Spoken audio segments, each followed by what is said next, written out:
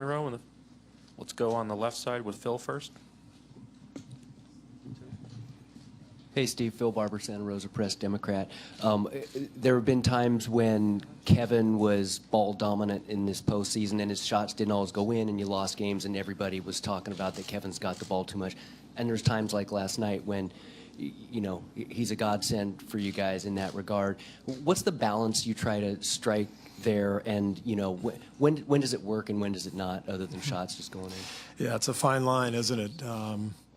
The bottom line is in the playoffs, the game gets much more difficult for everybody. It's just harder to get a shot off. And you can see that across the board on both teams. And as you go through the playoffs, you see different teams, different matchups.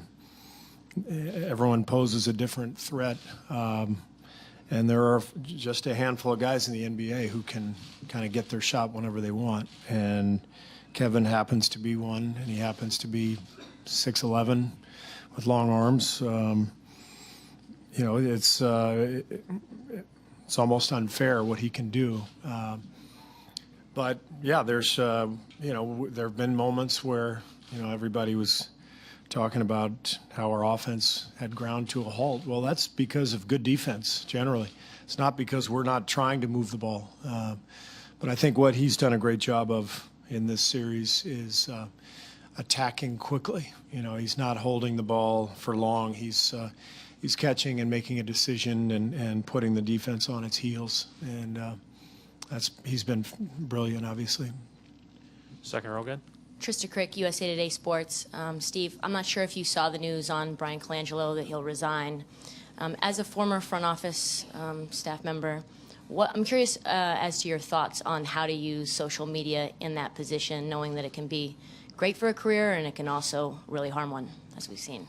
Well, I won't comment on that situation in particular. But I learned pretty quickly. You know, I used to be in television and tweeted all the time, and I learned pretty quickly as a coach I'm better off just retweeting interesting articles that I see and then leaving everything else to someone else. And I've made a couple mistakes. You know, it's a dangerous game. You know, even, you know, something seemingly innocuous you tweet, and all of a sudden that comes back to haunt you. I think years ago when I was working at TNT, I tweeted something about, you know, if I could have one player on the road for a Game 7, it would be LeBron James. You think any Cavs fans might have reminded me of that tweet, you know, several years afterwards? So, yeah, I think in general, when you're in this position, it's best to avoid that stuff as best you can. And tell your loved ones to keep burner accounts to a minimum as well. That was your comment, not mine. Alvaro in the back. Alvaro Martini, ESPN. With your background as a shooter, and we've also seen you mic'd up, talk to Steph when he's not having great shooting games. When the shots don't fall or the attention's too much on him, as a shooter's whisperer that you are, how do you manage that process? Well, as a coach, you know, you just always want to encourage your guys. Steph doesn't need a lot of encouragement. I mean, he has built a mindset for himself that has gotten him to where he is, which is he's going to shoot and he's never going to stop. That's why he's able to make the shot like he did last night, which I thought was, you know, one of the two biggest shots of the game. His and then Kevin's that followed, those were the two biggest shots of the game. And that's a real skill and a test of will to be able to be, you know, 0 for 10 or whatever and make a huge shot. So Steph doesn't need much encouragement, but every once in a while I might offer a little bit. But he's got the right mindset, which is you just keep going, you keep shooting. Tim in the back row. Tim Reynolds with the Associated Press. Steve, you guys have made winning look so easy at times, and obviously it's not, but you guys have made it look that way over these 4 years. The route that you had to take this year, not being the 1 seed, you know, slumping a little bit toward the end. I mean, Steph was hurt, sure, but, you know, it wasn't this wasn't the smoothest road for you guys. In some ways, does it make you appreciate what you guys have done almost more? The fact that you have shown a resiliency that you really weren't called upon to show much the first 3 years of this run? Well, yeah, I mean, what I've kind of said this year quite often is that every season is very different. You know, every journey is a new one each season, and yet the cumulative effect on multiple journeys adds up, and we have felt that this year. I think it's been our most inconsistent season. It's been our most difficult season. But our guys sensed the finish line, and they turned it on right from the beginning of the playoffs defensively, and that's been what's been key, I think, to get us to this point where we're on the cusp.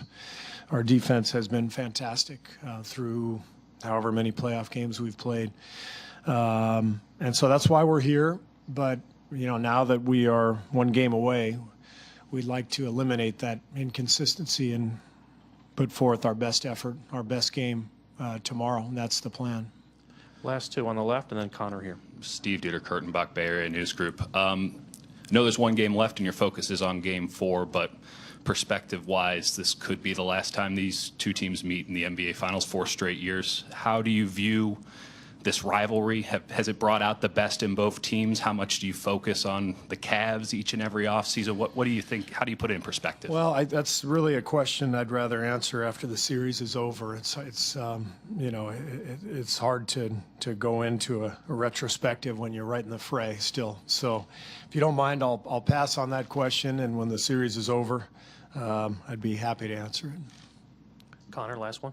Steve, Connor Letourneau, San Francisco Chronicle. Just as a fan of the NBA, what has it been like for you for the past 2 years, having a front row seat to see two of the best scorers in NBA history, and LeBron and KD going head to head on the biggest stage? It really is shocking, and when you see the talent, and I was telling our staff after the game last night, I played in 5 finals. I don't think I ever saw anybody make a 30-foot shot in the middle of the game, much less 4 of them, which KD did last night, I believe, and which Steph did multiple times the game before, which LeBron did multiple times in Game 1. The talent level right now, I think, is at an all-time high in the league. It's very different. You don't have the aircraft carriers. You don't have Shaq and Patrick Ewing and Hakeem. But the skill level on the perimeter is so shocking. And sometimes I try to picture myself playing in the finals now. And 20 years ago, I survived. It was tough, but I survived, and I could find guys to guard. I can only imagine right now. LeBron would be pointing right at me, saying, "Come on up. We're gonna set a screen with you." And it's gotten so tough. You have to have so much versatility and size and speed and strength to be able to survive on the floor, because of this incredible skill level, because these guys can make shots from 30, 35 feet without blinking. And now you got to go out there and pick them up, and now they're driving by you, and they got 4 3-point shooters in many times, or in many cases, but usually at least 2 3-point shooters, sometimes 3 or 4 surrounding them. So guarding and playing defense today is the most difficult it's ever been. Thank you, Coach. Thank you.